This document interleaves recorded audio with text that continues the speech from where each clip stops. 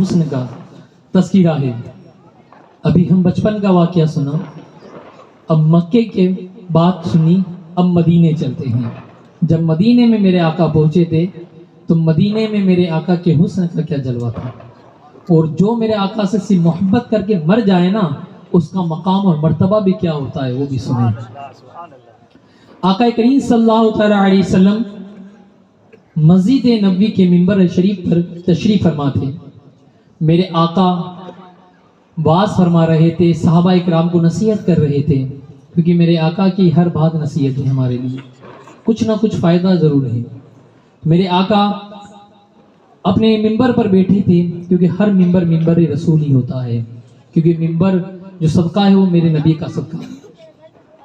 تو میرے آقا کریم صلی اللہ تعالی علیہ وسلم مدینے کی مسجد نبوی میں واعظ فرما رہے تھے، تو آقا کا یہ ہمیشہ معاشرہ تھا، میرے آقا ہمیشہ نماز کے بعد کچھ نہ کچھ نصیحت صحابہ اکرام کو کرتے تھے۔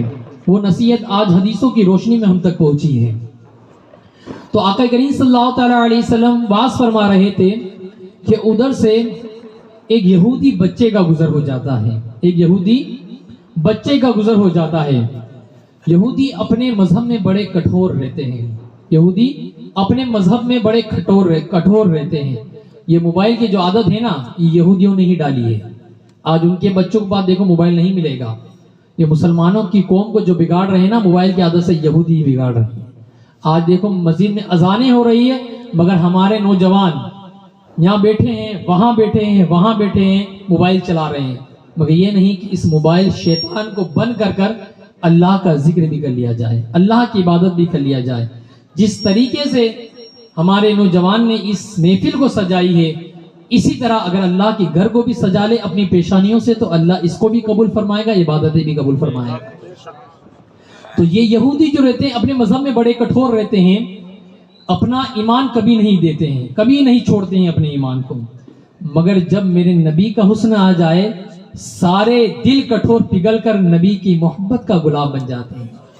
میرے آقا کریم صلی اللہ علیہ وسلم منبر رسول پر بیٹھے ہیں، میرے آقا اپنے منبر پہ بیٹھے ہیں، واعظ فرما رہے ہیں۔ میرے آقا واعظ فرما رہے ہیں، یہودی بچہ ادھر سے گزرتا ہے، کانوں میں آواز پڑتی ہے۔ میرے نبی کی آواز بھی بڑی نرالی تھی، بڑی پیاری تھی، صرف کانوں میں آواز پڑتی ہے، وہ بچہ جاتا جاتا رک جاتا ہے اور گھوم کر واپس آتا ہے اور دیکھتا ہے کہ یہ آواز کس کی ہے، آتا ہے دیکھتا ہے میرے نبی کو اور دیکھ کر چلا جاتا ہے۔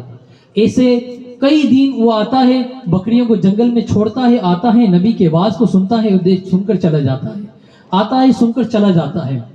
مگر کئی دن گزر گئے، آقا کریم صلی اللہ تعالی علیہ وسلم کو اسی طرح دیکھتا رہا، چلا جاتا رہا، اسی طرح دیکھتا رہا اور چلا گیا۔ ایک دن آقا کریم صلی اللہ تعالی علیہ وسلم کئی فیصلہ فرمانے کے لیے دوسرے ملک گئے ہوئے تھے۔ آقا کریم صلی اللہ علیہ وسلم جب دوسرے ملک گئے ہوئے تھے تو وہ یہودی بچہ آتا ہے اور نبی کریم صلی اللہ تعالی علیہ وسلم مسجد نبی کے منبر پر اسے نہیں ملتے ہیں۔ وہ بڑا بے چین ہو جاتا ہے، کیونکہ جب عاشق سے محبوبہ دور ہوتی ہے نا تو اس کا دل تڑپنے لگتا ہے۔ یہ ہمارے دل کے نہیں ہے، وہ صحابہ کے دل کی بات ہے۔ آج ہمارے دل نبی کے عشق میں نہیں تڑپتے ہیں، اگر تڑپتے نا تو آج کوئی نماز نہیں چھوڑتا، کیونکہ نماز میرے نبی کی آنکھوں کی ٹھنڈک ہے۔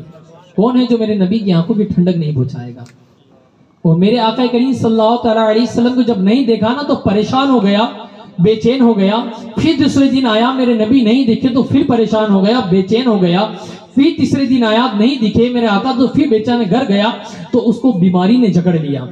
بیماری نے جب جکڑا تو اتنا بیمار ہو گیا، اتنا بیمار آ گیا کہ اس کے والد جو بہت مالدار تھے، اس نے بڑے بڑے طبیبوں کو بلایا کہ میرے بیٹے کو صحت یاب کر دے۔ بڑے طبیب آئے، اچھی سے اچھی دوائیاں لے کر آئے کہ اس کے بیٹے کو اگر صحت یاب کر دیا تو بڑی مال و دولت سے نوازے گا۔ بڑے بڑے طبیب آئے، اپنی دوائیاں، اپنا عروج لے کر آتے گئے، اس کو دوائیاں دیتے گئے، مگر کوئی دوا اثر نہیں کر رہی تھی۔ کوئی دوا کرے بھی کیسے، کیونکہ اس کو دل کو ضرورت جو تھی نبی کے محبت کی تھی، نبی کے عشق کی ضرورت تھی، نبی کی حسن کی دوا کی ضرورت تھی۔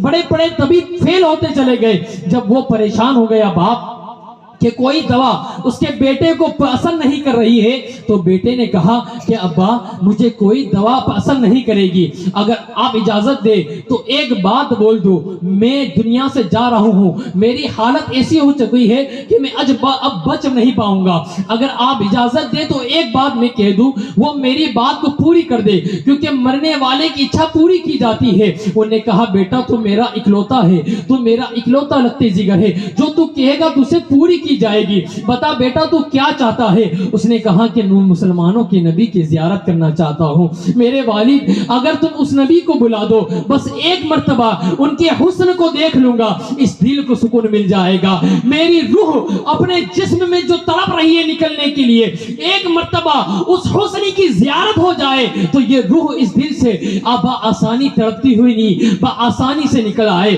تو اس نے والد نے کہا بیٹا تو کیا کہہ رہا ہے، ہمارے مذہب کے نہیں ہیں، ہم یہودی ہیں، وہ مسلمان ہیں، تو کیا کہہ رہا ہے؟ ایسا کبھی نہیں ہو سکتا، میں اس کو کبھی تیرے پاس نہیں لاؤں گا، وہ نبی مسلمانوں کے نبی ہے، ہمارے دین پر نہیں ہے۔ اس نے کہا کہ بابا میری جان نکلنے والی ہے، آخری خواہش یہی ہے کہ میرے نبی کی زیارت کرا دی جائے، مسلمانوں کے نبی کی زیارت کرا دی جائے۔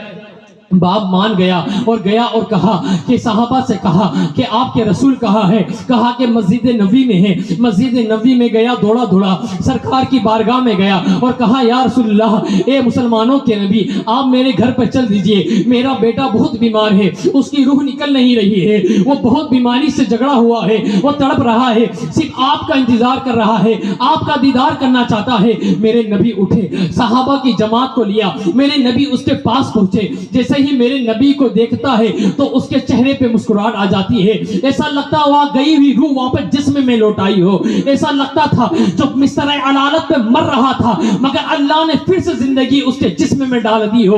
جیسے ہی میرے نبی کو دیکھا تو مسکرا جاتا ہے، میرے نبی قریب جاتے ہیں اور کہتے ہیں بتا تو کیا چاہتا ہے؟ اس نے کہا کہ اگر میں آپ کا اب کلمہ پڑھ لوں تو کیا میری بخشش ہو جائے گی، کیا میری نجات ہو جائے گی، کیا میں بخشا جاؤں گا؟ میرے نبی نے کہا تو کلمہ پڑھ لے، یہاں پر بھی ضمانت میں لیتا ہوں، وہاں پر بھی ضمانت میں لیتا ہوں، ہر جگہ تیری جنت کی ضمانت میں لیتا ہوں، تو کلمہ پڑھ، تو مرے گا، دنیا میں بھی جنتی رہے گا اور آخرت میں جب جنت میں جائے گا میرے ساتھ جنت میں جائے گا۔ اتنا کہنا تھا، میرے نبی کا کلمہ پڑھتا ہے، کلمہ پڑھتے ہی اس کے شریر سے روح پرواز کر گئی۔ جب روح پرواز کر گئی، باپ نے کہا اب یہ مسلمان ہو چکا ہے، اس کے جنازے کو آپ لے کر جائے، آپ اپنے طریقے سے دفن کریں، جو مسلمانوں کا طریقہ ہے اس سے دفن کریں۔ جیسے ہی جنازے کو لے کر چلا گیا تو اتنی بھیڑ جنازے میں تھی کہ صحابہ اپنے پنجوں کے بل چل رہے ہیں، میرے نبی نے کاندھا دیا ہے، میرے نبی بھی پنجوں کے بل چل رہے ہیں۔ سیدنا ابو بکر صدیق نے کہا فدا کا ابی و امی، یا رسول اللہ میرے ماں باپ آپ پر قربان ہو جائے، کیا بات ہے آپ پنجوں کے بل چل رہے ہیں؟ میرے آقا نے فرمایا ہے عاشق رسول کا جنازہ ہے، اس کے جنازے میں عرش سے فرشتے بھی اتر آئے ہیں، عرش سے فرشتے بھی اس کے جنازے کو کندھا دینے کے آئے ہیں، اتنی تعداد میں فرشتے ہیں کہ اس کی تعداد میں فرشتے ہیں کہ پاؤں رکھنے کی جگہ نہیں مل رہی ہے۔ جب میرے آقا لے کر چلتے ہیں، جب اس کو قبر میں اتارتے ہیں، جیسے ہی قبر میں اتارتے ہیں میرے آقا کا پسینہ مبارک اس کے چہرے پہ گرتا ہے تو اس کا چہرہ نور سے مہکنے لگتا ہے۔ جب وہ جا رہا تھا دنیا سے، جیسا ہی جنت میں جا رہا تھا تو اس کی روح یہی کہہ رہی تھی یہ ناز یہ انداز ہمارے نہیں ہوتے، چولی میں اگر ٹکڑے تمہارے نہیں ہوتے، پیٹا میں بک جائیے بازار نبی میں، اس شان کے سودے میں خسارے۔ نعرہ تکبیر، نعرہ رسالت، نعرہ غوثیت، مسلک اعلی حضرت، عظمت مصطفیٰ، عظمت مصطفیٰ، عظمت مصطفیٰ، سید انوار صاحب قبلہ، سید انوار صاحب قبلہ، نعرہ تکبیر، نعرہ رسالت۔ سبحان نبی کی حسن کے سودے ہیں، جو یہودی مرا تھا، ابھی نمازیں نہیں پڑھی تھی، ابھی روزے نہیں رکھے تھے، زکوٰۃ نہیں دی تھی، کوئی نیک عمل نہیں کیا تھا، بس کلمہ پڑھ کر دنیا سے پرواز کر گیا، بس کلمہ پڑھ کر دنیا سے اپنا سفر آخرت کے لیے طے کرنے چلا نکلا۔ مگر وہ جو میرے نبی کی زیارت کر کے عشق میں مرا تھا وہ غوث اعظم سے بھی افضل تھا، وہ غریب نواز سے بھی افضل تھا، وہ مخدوم پاک سے بھی افضل تھا، وہ میرے امام اعظم ابو حنیفہ سے بھی افضل تھا، وہ امام شافعی سے بھی افضل تھا، وہ امام احمد بن حنبل سے بھی افضل تھا، وہ امام مالک سے بھی افضل تھا، وہ امام محمد سے بھی افضل تھا، وہ امام یوسف سے بھی افضل تھا، وہ امام قسطلانی سے بھی افضل تھا، وہ جو بلا تھا، جو اس دنیا سے انتقال کر کر میرے نبی کے دیدار کے لیے میرے نبی کا دیدار کیا، صرف کلمہ پڑھا، ابھی کوئی عبادت نہیں کی تھی، دنیا سے چل بسا، دنیا سے چل نکلا، صرف میرے نبی کی محبت میں گیا، کوئی نمازیں کوئی عبادت نہیں تھی۔ جب جنت میں پہنچے گا، جب جنت میں جائے گا، جب پوچھتاچھ ہوگی پتہ اعمال میں کیا لایا ہے، کوئی نماز لایا ہے، کوئی روزہ لایا ہے، کوئی حج لایا ہے، کوئی نیک عمل لایا ہے جس کے ذریعے تیری پر بخشش ہو جائے، تو وہ کہے گا کہ کوئی عمل نہیں ہے، بس لایا ہوں تو عشق مصطفیٰ لایا ہوں۔ اس سینے کو کھولا جائے اور دیکھا جائے اس میں صرف بسا ہے تو اللہ تیرے محبوب کا عشق بسا ہے، اللہ فرمائے گا میرے محبوب کے عشق صدقے میں جنت عطا کر دی۔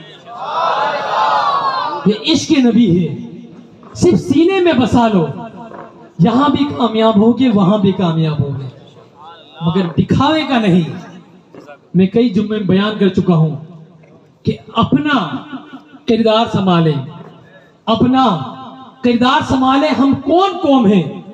اس نبی کی قوم ہے جس نبی کے لیے امتی ہونے کے لیے نبی ترستے تھے، نبی دعائیں کرتے تھے کہ یا اللہ مجھ کو بھی تیرے محبوب کو امتی بنا دے، اگر تو میری امت کی دعائیں قبول نہیں کرتا تو مجھے اس نبی کا امتی بنا دے جس کی ہر دعا کو تو قبول کرتا ہے۔ تو ہم اس نبی کی امت ہیں، بس اپنے اعمال کو سدھارنے کی ضرورت ہے، اپنے اعمال کو سدھارنے کی ضرورت ہے کہ ہم کس گھڑی میں ہیں، اپنے کردار کو سدھارنے کی ضرورت ہے کہ ہمارا رویہ نبی کو خوش کرے گا یا نبی کو دکھ دے گا۔